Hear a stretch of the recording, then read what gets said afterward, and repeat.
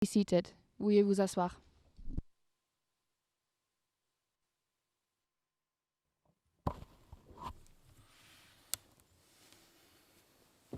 Good morning, everyone. Could the court officer please call the case?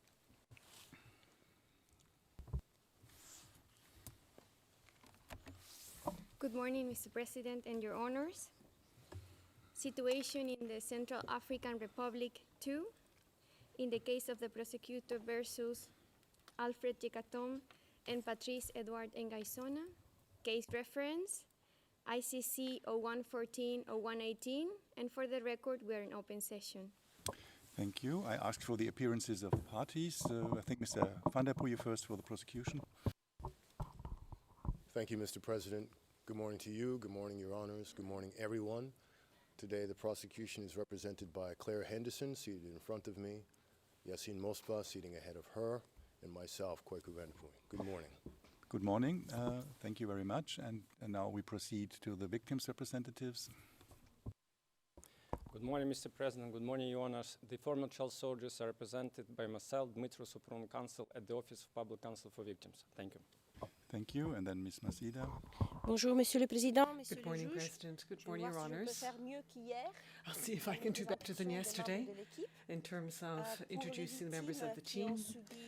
Regarding victims of other crimes, the council is made up of 5 counsel, myself, Paulina Masida, and my colleague Elizabeth Rabasandratana, who are present here in the courtroom in Dakar. I think that my colleague would like to introduce himself. Voilà. Bonjour, Monsieur le Président. Bonjour, Messieurs les juges. Good morning, Your Honors.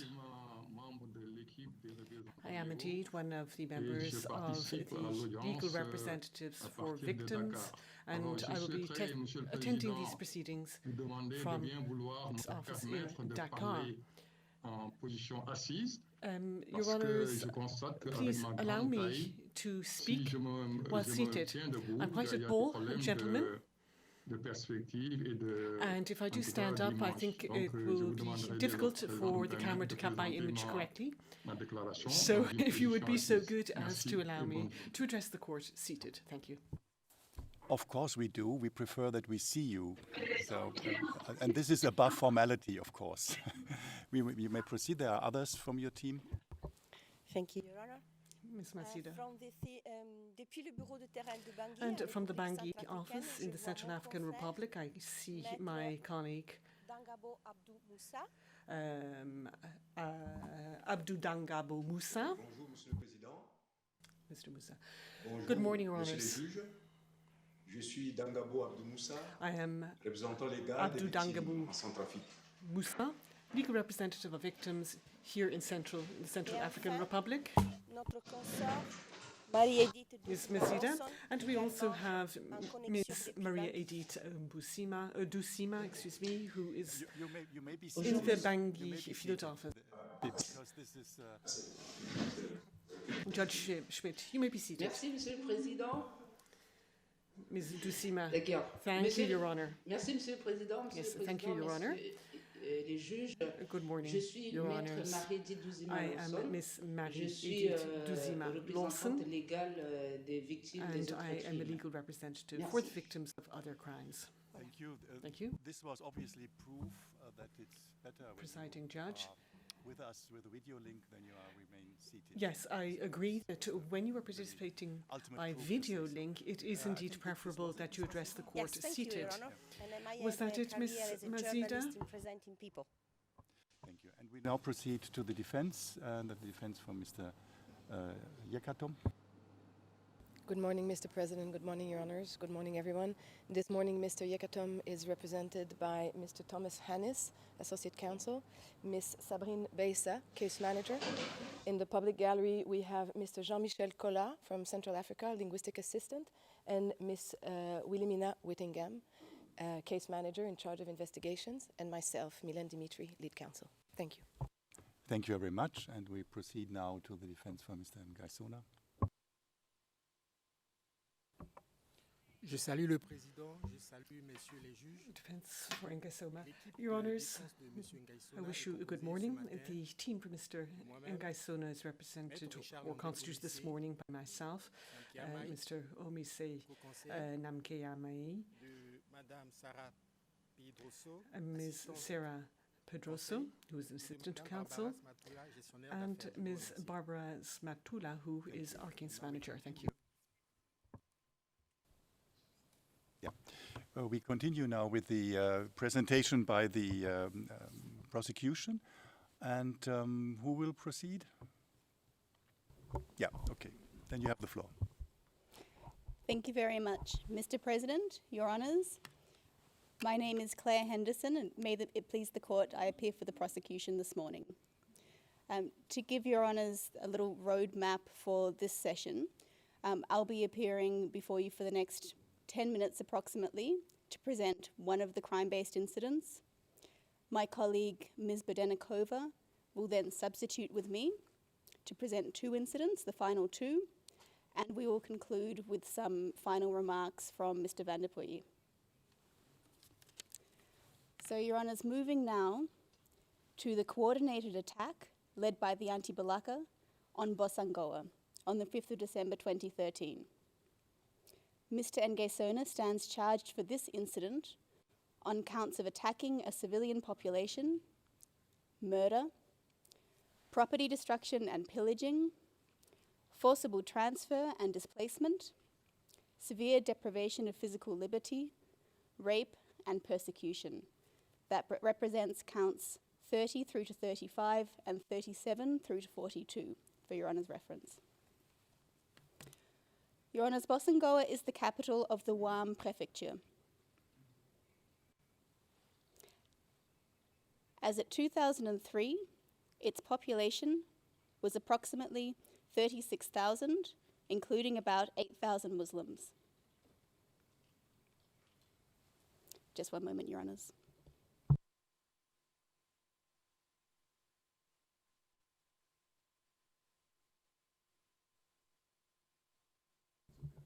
Just a technical issue, Your Honours, if I can take a moment. Yeah. Do you want to set up the evidence channel, or what is it about? I think so, yeah. Yeah. We now see the map. I think you can continue.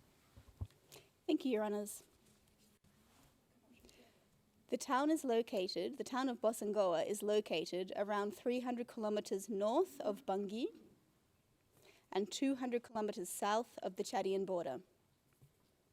It is also the closest town to Gobere, where the Anti-Balaka self-defense groups first formed. Remember, as my colleague Ms. Strauven told you yesterday, that Mr. Ngaïssona was in contact with Gobere leaders and was helping them by providing money, food, weapons, and ammunition. In the months leading up to the 5 December attack, these Anti-Balaka groups terrorized the Muslim population in the area surrounding Bosangoa in an attempt to dislodge the Seleka. In an initial attack on Bosangoa on 17 September 2013, the Anti-Balaka killed several Muslim civilians, but ultimately failed to take the town from the Seleka on that day. They were not deterred.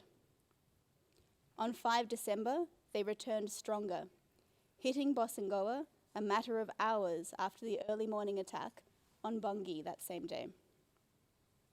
The timing was no coincidence. As my colleague Ms. Strauven has said, the Anti-Balaka launched coordinated attacks on both Bangui and Bosangoa under the coordination of Maxime Mokom from Zongo. In the weeks leading up to the 5 December attack, the Gobere-based elements had split up. Your Honours will recall that some of them had travelled to Bangui to prepare for the attack there, while some remained behind to attack Bosangoa. Furthermore, Your Honours, an Anti-Balaka fighter who participated in the attack on Bosangoa will tell this court that he was in contact with the elements attacking Bangui. These elements, who had already begun their attack on Bangui in the early morning, wanted to know why the Bosangoa attack had not yet begun. The anti-Balaka's attack on Bosangoa was ultimately launched in the early afternoon of 5 December 2013. This time, the anti-Balaka successfully overcame the Seleka in Bosangoa. They went on to attack the town's Muslim civilian population in residential areas, killing and injuring several. In the course of this trial, the court will hear from a Muslim woman who was shot at by the anti-Balaka while attempting to flee to the local imam's house. She was with female relatives who were dressed in traditional Muslim attire. You will also hear from anti-Balaka members who participated in the attack. The evidence in its totality will show that for the attackers, there was no distinction between Seleka forces and Muslim civilians. Their aim was to remove all Muslims from the town of Bosangoa, whether by death or displacement. The prosecution will present evidence of the anti-Balaka's killing of at least 18 Muslim civilians shot while trying to flee to safety. In one instance, the anti-Balaka fired upon Muslims trying to flee to a local school turned refuge, protected by international forces. And Your Honours, I'll return to that refuge shortly. They killed one of the Muslim civilians as well as a Congolese peacekeeper. Anti-Balaka elements also raped Muslim women in Bosangoa during the course of the attack. Your Honours will hear evidence that in one such instance, the anti-Balaka discovered a Muslim woman hiding in a house. They pointed their weapons at her. One threatened to kill her. The leader told the victim that he would not kill her, but that he would take her as his wife. He raped her. After the rape, the group left, and the victim was able to reach the school to seek refuge. This rape was unfortunately not isolated. The evidence will show that such sexual violence was symptomatic of the anti-Balaka's wider attack on the towns and villages of Western CAR. The anti-Balaka raped Muslims in retribution for Seleka crimes. As so often in armed conflict, rape was about revenge. One victim was told by her rapist, "You are Muslims. It's your brothers who killed our families." In some instances, the anti-Balaka forced men to watch their wives being raped before killing the men. They even singled out non-Muslims for rape based purely on the victim's association with Muslims. The prosecution's evidence will show that the anti-Balaka committed sexual violence in Gwen, in Boda, in Yaloke, and that it was reported in many other places. But Your Honours, to come back to the 5 December attack on Bosangoa. In Bosangoa, the anti-Balaka also pillaged, destroyed property, and attacked protected objects. During the course of the attack, Muslim houses were systematically set on fire or otherwise destroyed, especially in the predominantly Muslim neighbourhoods of Boro, Arab, and Fulb. In the first week after the attack began, the anti-Balaka dismantled and destroyed several mosques, including the central mosque of Bosangoa. And by the end of January 2014, they had destroyed an estimated 1,500 Muslim houses. Your Honours, I referred earlier to a school turned into a refuge, and I'll return to that. This school was protected by international forces. The site is known as the École de la Liberté, the School of Freedom. As of 5 December, it already housed Muslims who had fled earlier anti-Balaka violence committed in the villages surrounding Bosangoa. Almost immediately after the attack began in Bosangoa, the number of displaced Muslims at the school swelled into the thousands. In the course of the trial, the prosecution will produce satellite imagery analysed by the United Nations showing the sudden appearance of tent shelters at the school at this time. If Your Honours look to the screen, you can compare this image taken on 4 December 2013 with this image taken on 12 December 2013.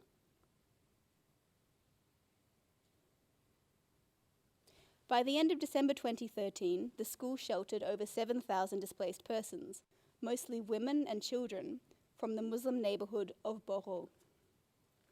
Some of them had been forcibly taken by the anti-Balaka from their homes to the school so that they could be removed from the town by international forces, which they later were.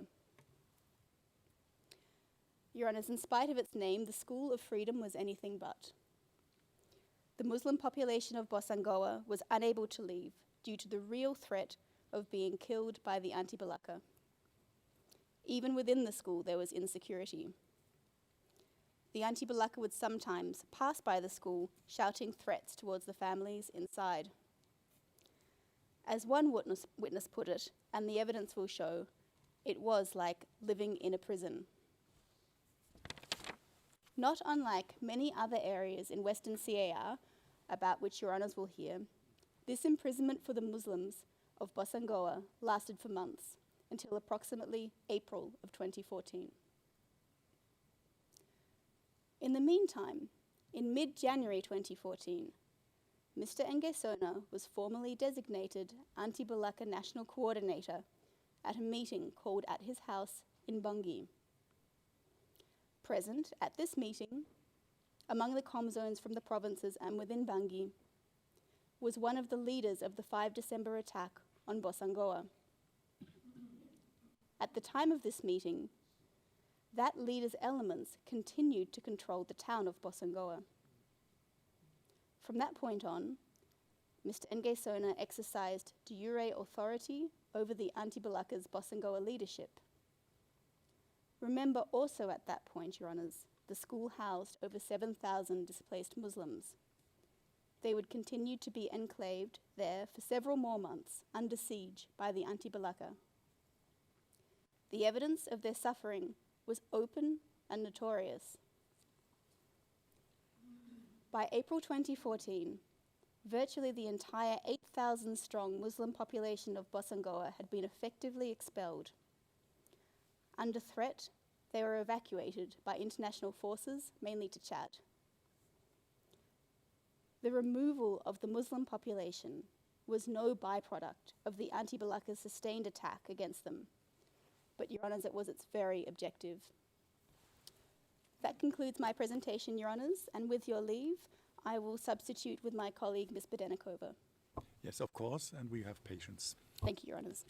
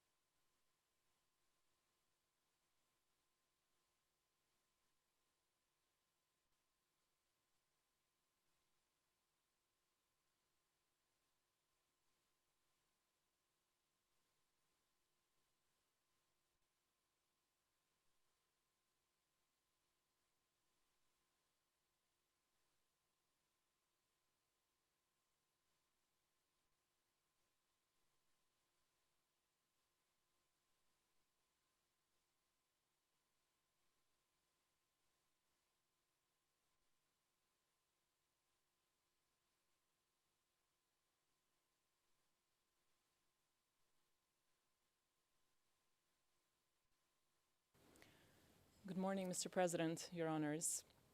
My name is Maria Berdenikova, and I will continue the prosecution's submissions of its case this morning. I will continue with the presentation covering two topics. First, counts 24 to 28 along the PK9 and Baiki axis, and second, count 29 on the enlistment and use of child soldiers. Your Honours, let's begin with counts 24 to 28.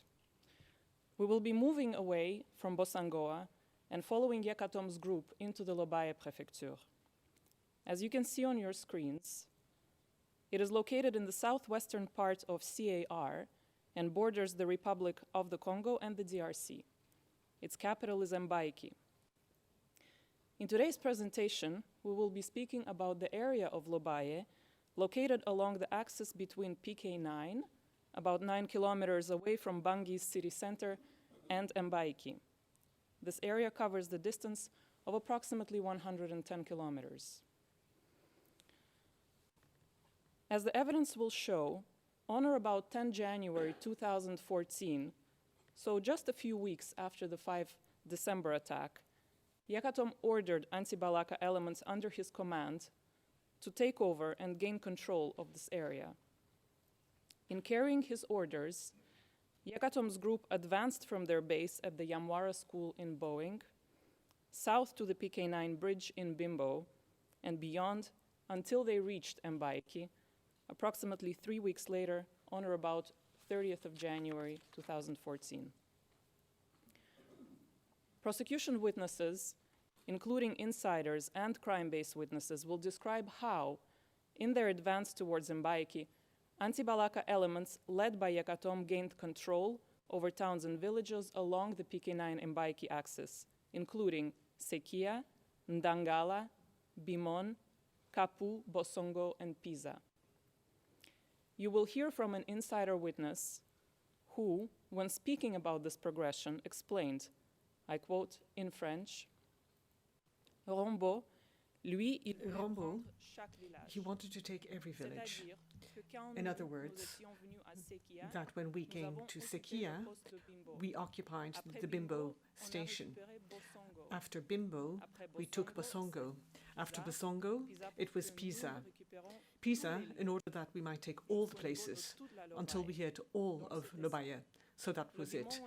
Bimon too, we took it, etc. Your Honors, evidence will show that as Yekatom's group progressed towards Mbaiki, they established checkpoints along their route where armed anti-Balaka elements regulated movement and targeted Muslims. They also confiscated cattle and goods and extorted money from those passing these checkpoints. The villages along the PK9 Mbaiki axis were taken over by the anti-Balaka without resistance, as the Seleka had already withdrawn from the area by the time Yekatom's group had arrived. But evidence will show that it was not just the Seleka who fled towns and villages along the PK9 Mbaiki axis. Muslim civilians, fearing for their lives, fled the area en masse upon learning about anti-Balaka's advancement. Many Muslim civilians initially sought refuge at the provincial capital, Mbaiki. At trial, Your Honors will hear testimony of some of these individuals, including a crime-based witness who explains that, I quote, as Yekatom progressed through Lobaye, all the Muslims fled towards Mbaiki. All were fleeing Yekatom's anti-Balaka. A member of Yekatom's group confirms that these civilians' fears were not unfounded. He explained that, I quote, when the Muslims heard about the anti-Balaka, all the Muslims from Sekia, Pisa, Yamboro fled to Mbaiki because they feared that we would kill them. This witness further recalls, and I quote, that was the general instruction. If we found any there, we would have killed them as being Seleka enemies. This was the general instruction given by our chiefs, Rambo and Cœur de Lion, at our gatherings. These chiefs told us that we should not allow any Muslims to stay as they had sided with the Seleka. Another insider witness from Yekatom's group will confirm that the anti-Balaka saw all Muslims as their enemy. The witness explains, and I quote in French, all Muslims are enemies. Because when we were in it, we would say there are not little Muslims and not big Muslims. All Muslims are the same. whether they are armed or not. They can also be like intelligence agents, on the Seleka side, and also, well, there you go. So we do not accept them. The same insider witness will testify that during a meeting in Sekia, one of the villages along the PK9 and Mbaïki axis, Yekatom's deputy, Cœur de Lion, explicitly instructed their anti-Balaka group to kill any Muslims passing along the Mbaïki route. The instruction was, I quote, in French, "We kill all Muslims taking this Mbaïki road." This is confirmed by yet another witness who explained that, I quote, Cœur de Lion didn't hide the fact that he wanted to chase the Muslims away. I heard him saying it. He wanted to chase the Muslims out of CAR and to their country of origin. Whoever was praying as a Muslim had to go, whether they were born in CAR or not. The witness adds, Cœur de Lion had chased away the Muslims from PK9 to Mbaïki and along the road to Boda. He heard that there were still Muslims left in Boda, and he wanted to chase them out. Cœur de Lion's elements told us this. As we drove to Mbaïki, we could still see burning houses. Villagers from Bosongo, Sekia, Pisa, and others along the road to Mbaïki told me that all the Muslims left because of Cœur de Lion. Your Honors, evidence will further show that as a result of the mass influx of Muslims fleeing from neighboring towns and villages, Mbaïki's Muslim population swelled significantly by the end of January 2014. As previously stated by my colleague, Mr. Iverson, it reached 10 to 15,000 at this time. This number will be corroborated by others, including a resident of Mbaïki, who estimates that the number of Muslims in Mbaïki increased from approximately 2,000 to 15 or 16,000 by the beginning of February 2014. Now, around 30th of January 2014, Yekatom's anti-Balaka elements entered Mbaïki. When Yekatom's group arrived, a reconciliation meeting where evacuation of Chadian Muslims was discussed was organized by local authorities at the Saint-Jean d'Arc church in Mbaïki. Yekatom and the members of his command, including Habib Beina and his deputy Cœur de Lion, attended, along with representatives from the Muslim and Christian communities, members of local authorities, and Miska and French Sangari forces. Evidence will show that Yekatom's message, ostensibly calling for peace between Christians and Muslims given during this meeting, was hollow. Your Honors will hear the testimony of several prosecution witnesses, including an insider from Yekatom's group, who will explain why this message was insincere and that Yekatom made it in order to shield himself from possible future prosecutions. In context, the evidence will demonstrate that his words were a sham, with his elements having targeted Muslim civilians at his direction and forcing their flight in fear for their lives to Mbaïki to begin with.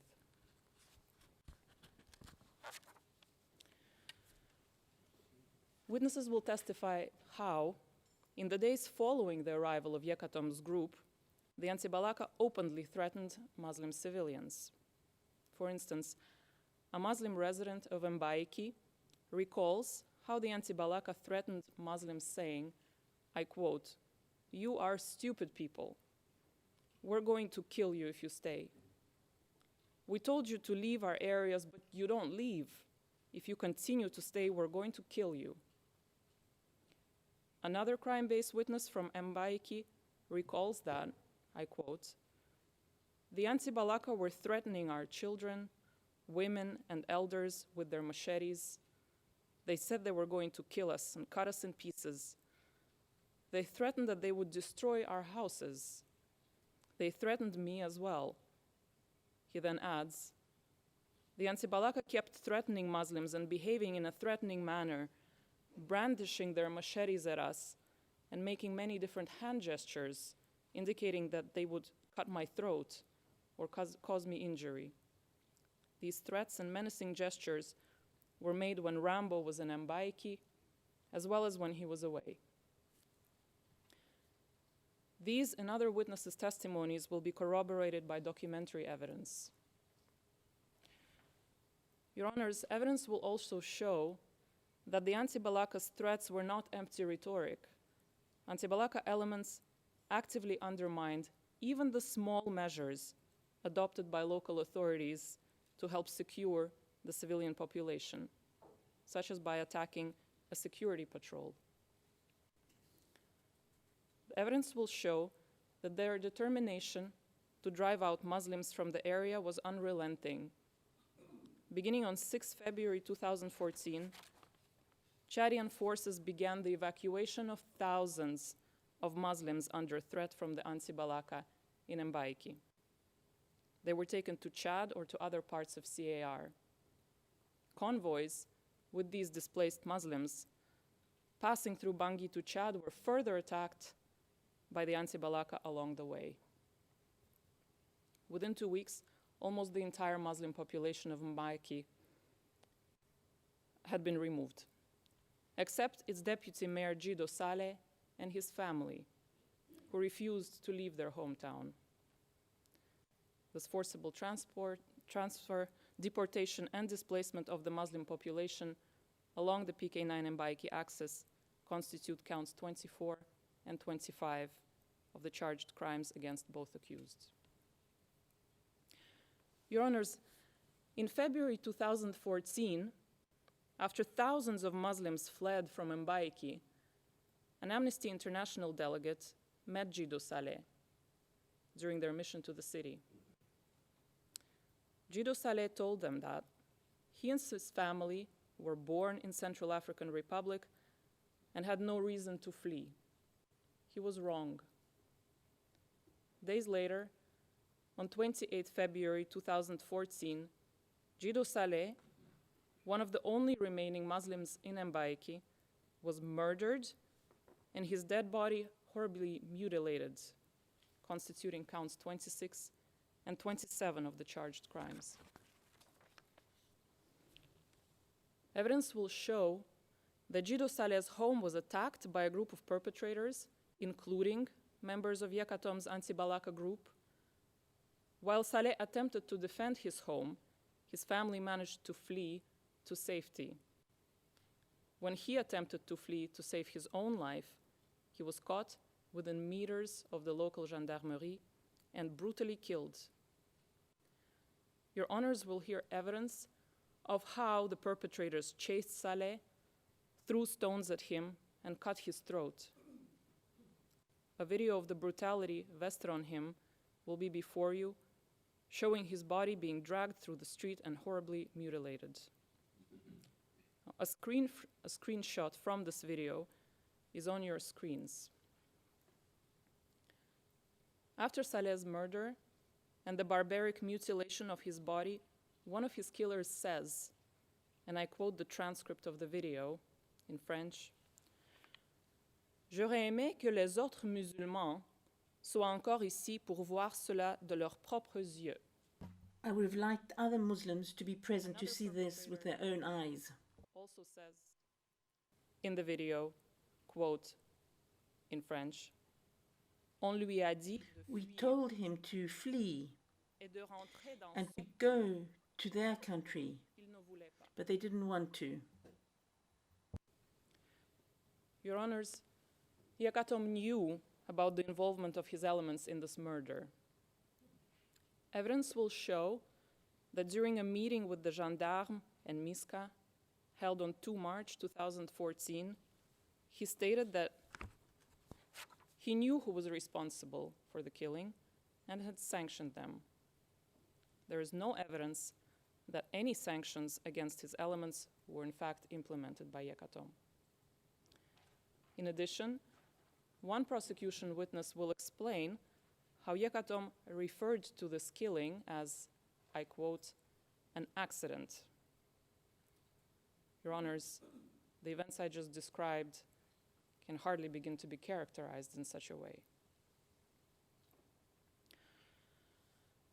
The evidence will show that Yekatom and his anti-Balaka elements committed the crimes and acts I just outlined in a coordinated effort to cleanse the towns and villages along the PK9 and Mbaiki axis of their Muslim population.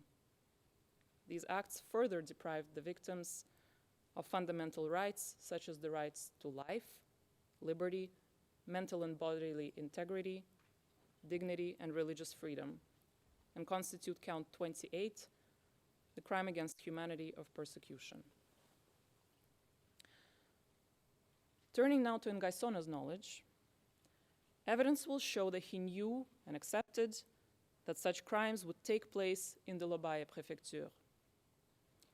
During the relevant time period, Yekatom and his group operated under the Anti-Balaka National Coordination under Ngaisona's authority. Evidence will show that after the 5 December attack, Yekatom also continued to meet and coordinate with senior Anti-Balaka leaders, including Ngaïssona. Evidence will further show that although it was well known that Yekatom's group controlled the PK9 and Mbaiki axis, it was only after the Muslim population was essentially gone and the July 2014 Brazzaville Agreement signed that Ngaïssona took part in a mission to dismantle roadblocks along that axis. In addition, the situation and crimes committed by Yekatom's group in the Lobaye prefecture were widely and contemporaneously reported in the media. On 10 February 2014, just days after the mass evacuation of Muslims from Mbaiki, the Sangari commander Francisco Soriano condemned Anti-Balaka as the main enemy of peace in the country. Ngaïssona responded to the statement the next day, calling it inflammatory, and defended the Anti-Balaka and their actions. He also criticized the statement made by Catherine Samba Panza during her visit to Mbaiki during the same period on 12 February 2014, in which she also denounced the violent acts committed by the Anti-Balaka. Your Honors, it's also important to remember that at this time there was still an attack on the western provinces in Kar, and people continued to be under siege in Bosangoa. Despite knowledge of crimes committed by Yekatom and his group, Ngaïssona did not condemn their commission or act to end them. Instead, he validated Yekatom's actions by encouraging his criminal conduct and accepting and endorsing his continued membership in the group.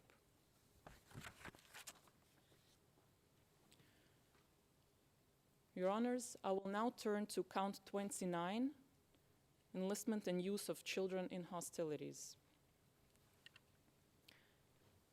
Yekatom and his subordinates enlisted and conscripted children under the age of 15 into Yekatom's Anti-Balaka group from at least December 2013 through August 2014.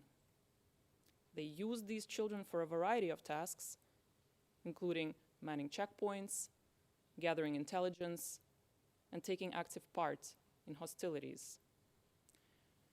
Your Honors will hear from a number of different witnesses, including former child soldiers, who will testify in detail about their involvement with the Anti-Balaka.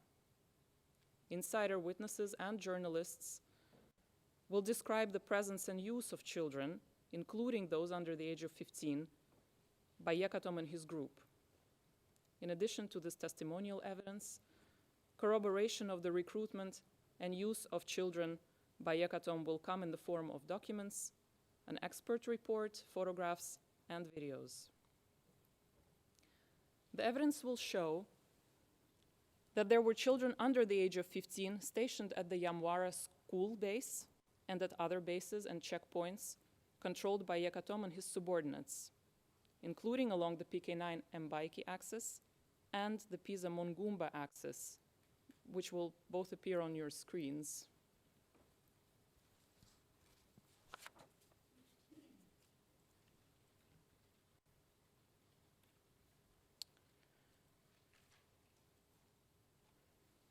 When speaking about children within the Antibalaka, one eyewitness observed, and I quote, "I often traveled between Bangui and Mbaiki, and I would see very young boys from 10 years old at the Sikia and Pisa Antibalaka barriers. The children wore a mix of military uniforms and civilian clothes.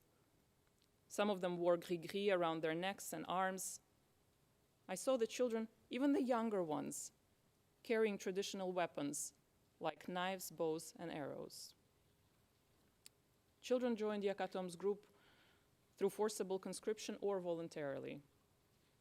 Your honors will hear from several insider witnesses who will explain that Yekatom was personally introduced to and even directly interacted with at least some of the underage children in his group.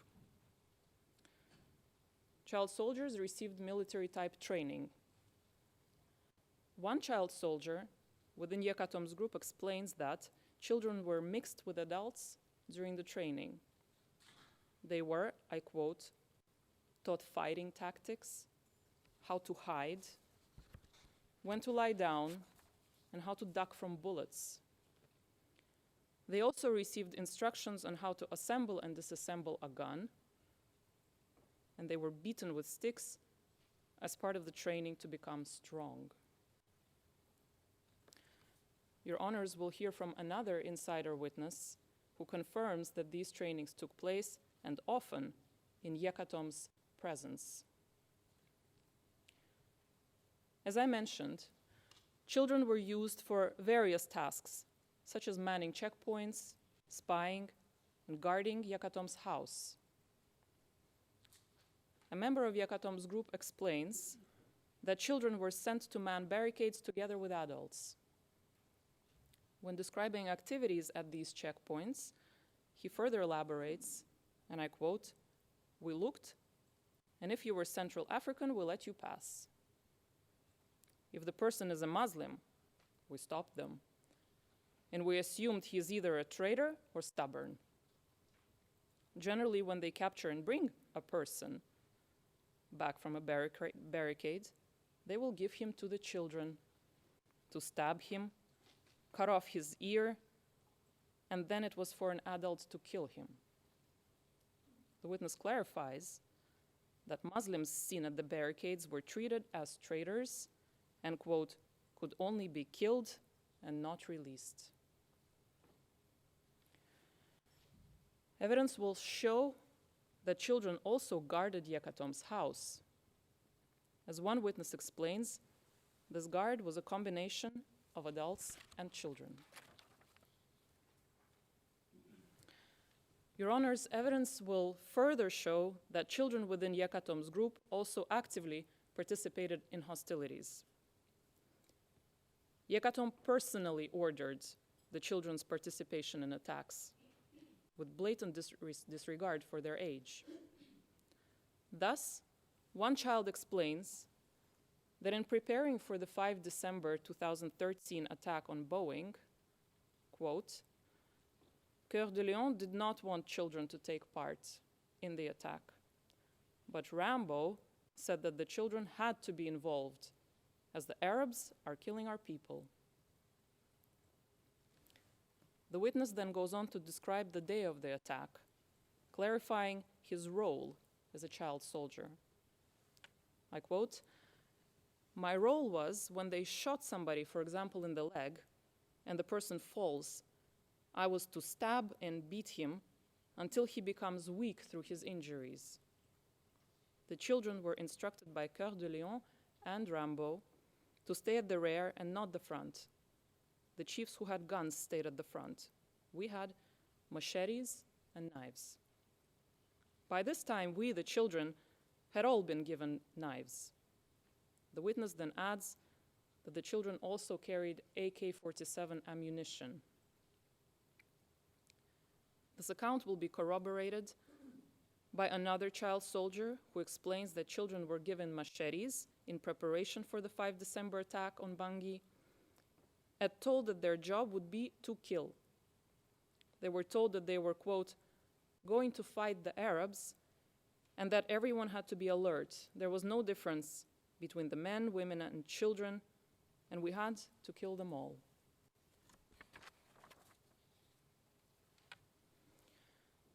You will also hear evidence that children in Yekatom's group were supplied with drugs to control their fear and hunger. They were also given drugs during the execution of enemies and in combat.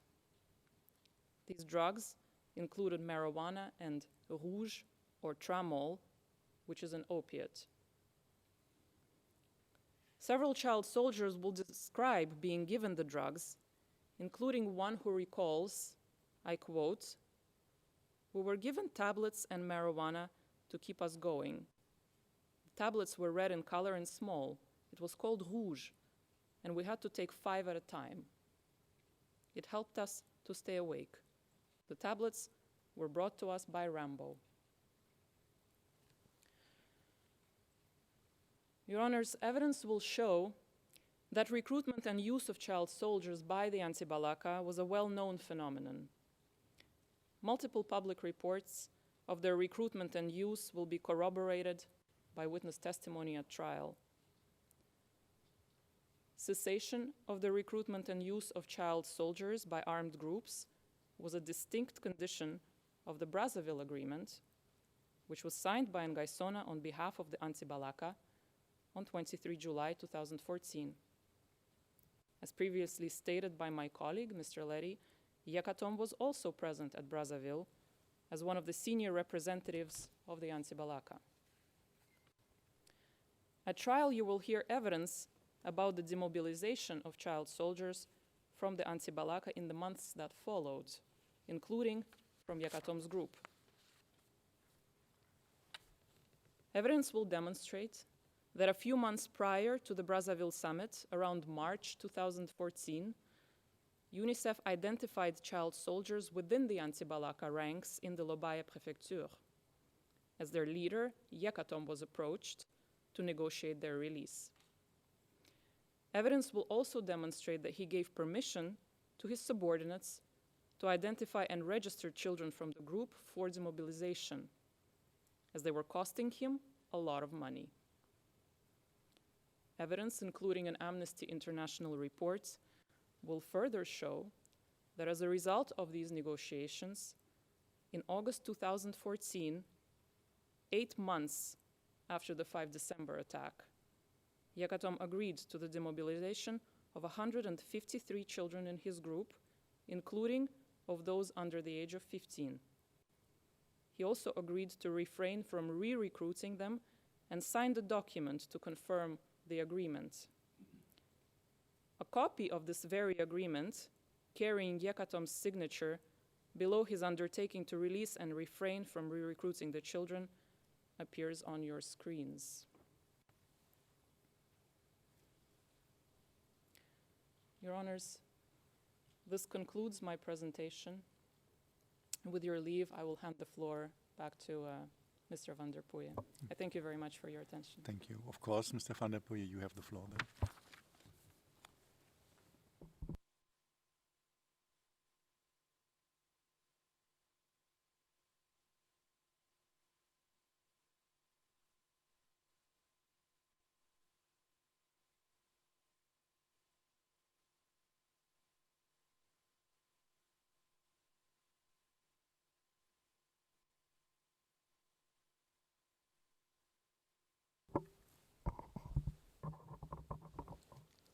Good morning again, Mr. President, Your Honors. If I may continue, I should be brief. I know it's been a long presentation and there is a lot to digest. So you'll be happy to know I only have about 10 minutes or so before we conclude. Your Honors, the cases against these two accused are not the same. They are not interchangeable, they are not coextensive, and as you know, Mr. Ngaïssona is charged for his responsibility for the anti-Balaka crimes, including those committed by Yekatom and his elements, as well as crimes committed by other anti-Balaka comm zones and their elements in other areas. Their roles in respect of the anti-Balaka as a group are different. They're distinct. Yekatom functioned at an operational level, a commander of 3,000 elements.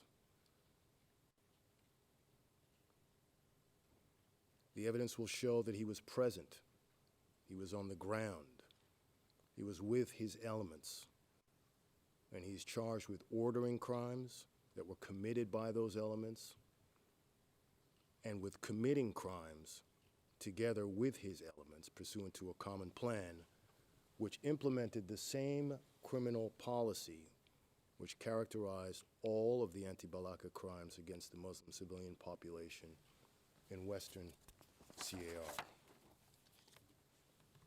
Yekatom is thus charged as a principal perpetrator in this case. Mr. Ngaïssona, on the other hand, was more distant. He did not get his hands dirty, so to speak, at least not as obviously. He operated under the radar, or that's what he thought. The evidence will show that his position was more of a strategic one, intrinsic to the group's formation and its coordination. And he's charged essentially as an accomplice in the crimes of the anti-Balaka committed as a group. And you remember my earlier reference to his complicity in the charges, and this is what I mean. He's effectively charged with criminal responsibility beyond the crimes charged, beyond those committed by Yekatom and his group, to include the crimes of other comm zones and leaders in the anti-Balaka in Bosangoa and in Bangui, and in the aftermaths of those attacks on the 5th of December 2013. We believe that the evidence shows that his contributions to the commission of crimes by the anti-Balaka, again as a group, amounted to much more than aiding and abetting and contributing to their commission in any other way. And on that basis, it's important to recall that the commission of a crime entails not just its planning, its preparation, its attempt, and its achievement or execution, the objective elements of a crime that everyone can see, but it also entails the subjective elements, its conception, the formation or perpetuation of a mindset, predisposition, or intent in regard to the commission of the crimes. A contribution to a perpetrator's intention to commit a crime is just as valid and an important a contribution as to its commission through its physical accomplishment. This is something I would urge the Chamber not to lose sight of as you hear the evidence in this case. The criminal policy and the common purpose established within the ranks of the anti-Balaka goes to the evidence of the mental element of the charged crimes in this case, its development, promotion, and perpetuation. We believe that the evidence in this case shows both contributions to the objective elements of the charged crimes and the subjective elements of the charged crimes. Encouragement, moral support, backing, incentive, reassurance, motivation. As the evidence will show, the offensives at Bangui and Bosangoa on the 5th of December 2013 had lasting effects, and they also comprised continuing offenses. As was noted, at Bosangoa, Muslim civilians were enclaved under the siege of the anti-Balaka through April 2014.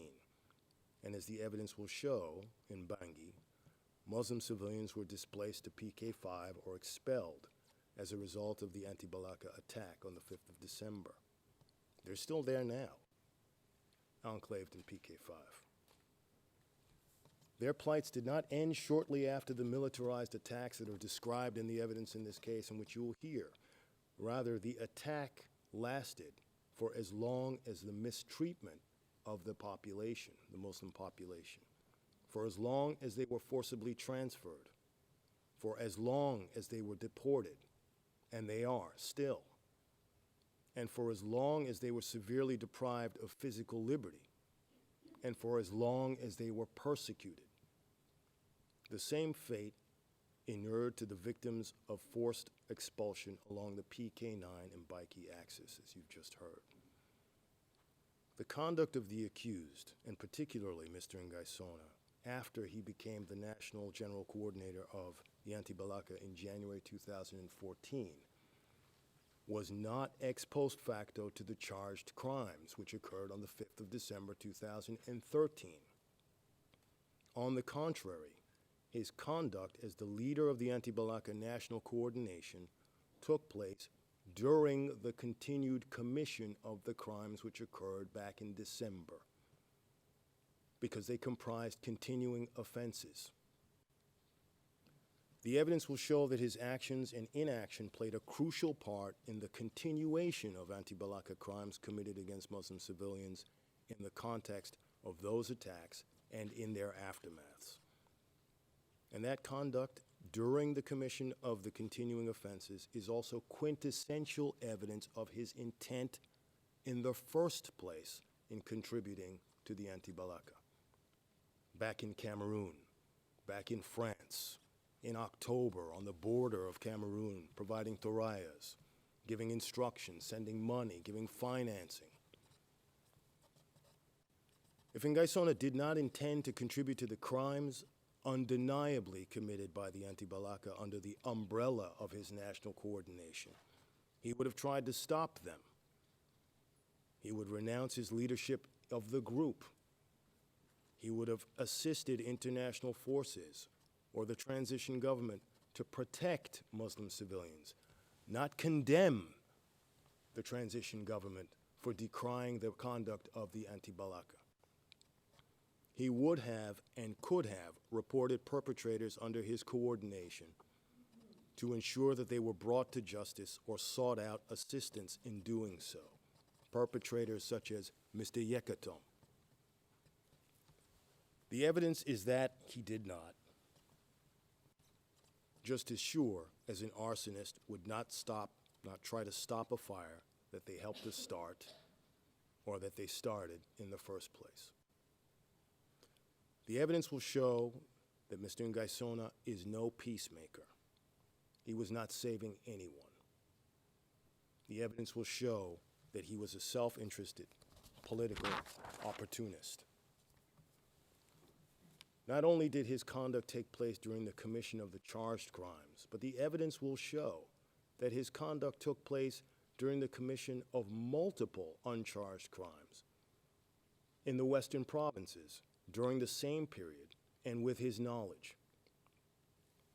Ngaïssona's actions in making arms available to the anti-Balaka, instructing them, financing them, defending them, lying to the international community for them, to provide them with political cover and championing their demands, les revendications, as he refers to them, and lobbying the government for their benefit. All those actions must be evaluated in light of the continuation of the group's commission of the serious crimes against civilians. They must be evaluated in light of the context of their effect on the group as a collective, whether it encouraged them, whether it promoted their practical or ideological objectives. We submit that the evidence shows this and will prove that. As their leader, as the National General Coordinator, this was his job, was to promote the ideological and practical objectives of the group. And it was one that he took on voluntarily and even fought within the ranks of the anti-Balaka to hold on to. The idea that Ngaïssona's conduct after the 5th December offensives in Bangui and Bosangoa is irrelevant is simply untenable. And I'm sure you'll hear that argument from his defense. As for Mr. Yekatom, the evidence will show clearly that he was no freedom fighter. And more than 100,000 displaced Muslim civilians, their families, communities destroyed, who are living proof of the unrelenting and unmitigating victimization of the anti-Balaka attack, which included the charged crimes in which these two accused participated, is a living testament to the destructive power of that group. On the evidence in this case, there can be no reasonable doubt about their individual responsibility for the crimes charged, having been complicit in them on the one hand and having perpetrated them on the other. Mr. President, Your Honors, this concludes the prosecution's opening statement in our presentations. I want to thank you for your indulgence and for your undivided attention. Thank you very much, Mr. van der Poel. I think it is better to have now the coffee break and then start with the first victims presentation, opening presentation at 11. All rise.